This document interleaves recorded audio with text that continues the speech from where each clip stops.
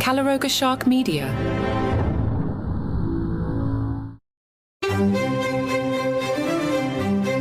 Hello and welcome to Palace Intrigue. I am your host, Mark Francis.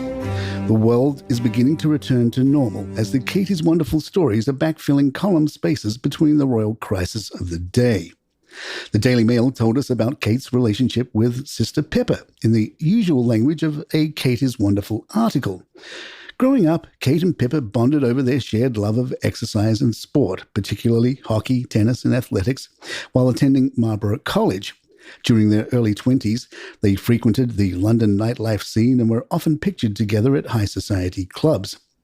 Pippa remained a support to Kate during her engagement to Prince William, with a source telling the Daily Mail, "It's all Kate, Kate, Kate for the moment because Pippa is her closest ally, and genuinely, they are best friends." As Kate married into the royal family, their nights out together turned into trips to sporting events like Wimbledon, where they have often been spotted in the royal box together. Pippa briefly explored a career as a lifestyle influencer and writer, but has since left that behind to run the Buckleberry Gift and Farm Shop near her £15 million country home in Berkshire, a reminder that the Middletons are exactly commoners. Despite the pressure of Kate's role as a senior royal, Pippa has previously stated that their sisterly relationship hasn't been affected. In a 2014 interview with Today, Pippa said, "We still do a lot together as a family, and I think that's really the heart for all of us, is having a really close family that we can sort of be normal with each other, treat each other normally." Now, with Pippa living just a stone's throw away from Kate's home in Adelaide Cottage on the Windsor estate, the sisters will undoubtedly lean on each other more than ever as Kate navigates her cancer treatment and recovery. The Mirror went as far as to dust off a somewhat generic article about what Kate likes to eat. We learned that Kate is thought to start her day with a green juice consisting of ingredients like kale, spirulina, matcha, spinach, romaine or coriander leaves, and blueberries. She also enjoys oatmeal, which is packed with protein and fibre. For lunch, the princess reportedly prefers meat-free lunches, although she is not vegetarian. Her favourite dishes include watermelon salads, tabbouleh, ceviche and gazpacho. She and Prince William also enjoy Japanese food, particularly sushi. At dinner, Kate enjoys spicy meals and can tolerate more heat in her curries than her husband. The family enjoys roast dinners, with William loving roast chicken. They also like Italian dishes, such as homemade cheesy pasta and pizza. The family grows their own vegetables, including carrots, beans and beetroot, which Prince Louis loves. One of Kate's favourite desserts is said to be sticky toffee pudding, a classic British treat. Kate prefers healthy snacks like fruit, particularly goji berries and papaya. She also loves olives and has been spotted sharing popcorn with her husband. The Mail also reminded us that the sport-loving mother of three is a fan of running, weightlifting, cycling, rowing, yoga, and HIIT. She and her sister, Papa Middleton, are both keen runners.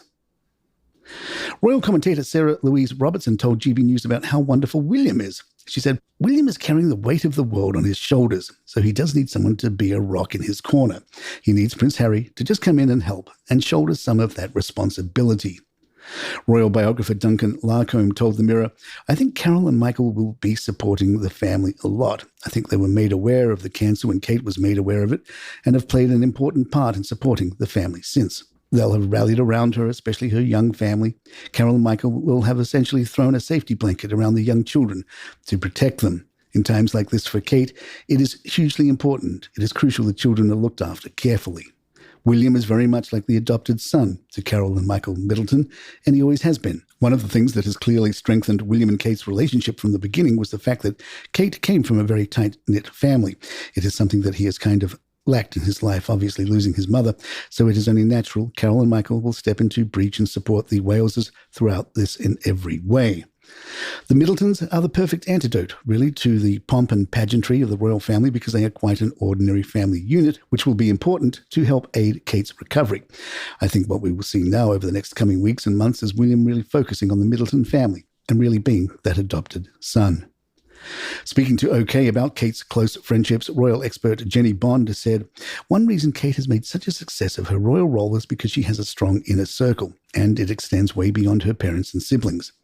But sometimes your oldest friends, who have been with you through thick and thin, are just the ticket.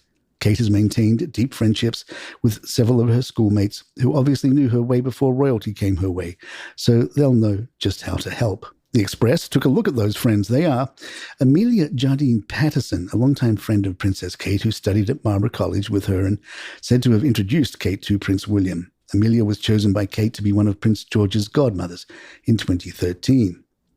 Sophie Snuggs is a regular at many royal events, including Prince Harry and Meghan Markle's wedding in 2018. Sophie has joined Kate on skiing holidays and the royals' Christmas Day walk to church in Sandringham. Lady Laura Mead lives near Amner Hall.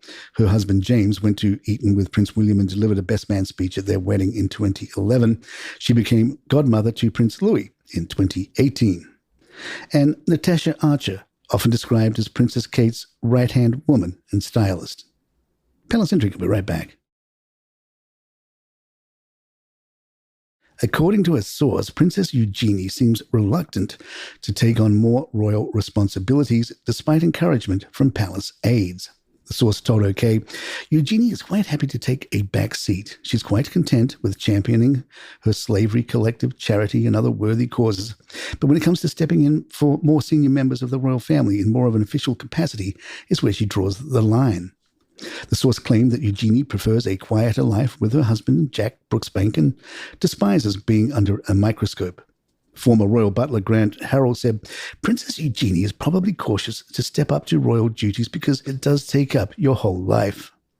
I've seen the schedules and you can't switch it on and off. Eugenie is very keen to have her own career and that's something she is very passionate about. So yes, she probably is reluctant to take on royal duties. She's currently a non-working royal, but as times become more desperate, it's very likely we will see her move from that to becoming a working senior member of the family.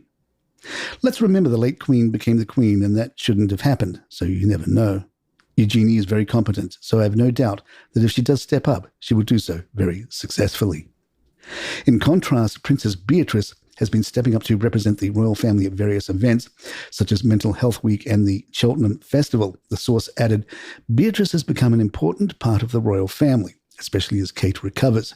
Both the King and William have seen how well Beatrice has stepped up in recent weeks, and that's why they are happy to push her to the front and represent the family in public. While this move is currently seen as a temporary, unofficial role to help fill in for Charles and Kate during their recovery, the source suggests that it could become more permanent in the future. Eugenie may not want the limelight, but GB News suggests Prince Edward is ready to take a turn as the leading man. The new role comes after years of dedicated service alongside his wife, Sophie, Duchess of Edinburgh, who gets her share of Sophie's wonderful articles. Despite some early career missteps, such as leaving his Royal Marine training and dabbling in show business, Prince Edward has proven to have an inner strength and resilience. Sandy Mason, a former Balmoral gamekeeper who took Edward deer stalking, once said, Edward was easily the toughest of all the princes. Nothing was too much for him. When asked about the prince's decision to quit his Royal Marine training, Mason explained, that's easy. He didn't want to waste people's time. He didn't want to be a Marine. Simple as that. Prince Edward, who recently celebrated his 60th birthday, has slipped from 3rd to 14th in line to the throne since his birth. However, his dedication to his role and his support for cultural institutions, such as being a royal patron of Chetham's Music School in Manchester, have earned him respect and admiration. And there you have it. If you'd like to email us, our address is thepalaceintrigue@gmail.com. Please follow us on Spotify, Apple, or your app of choice. If you love the show, hit those 5 stars. It really helps us out. I'm Mark Francis. My thanks to John McDermott. This is Palace Intrigue, and good times.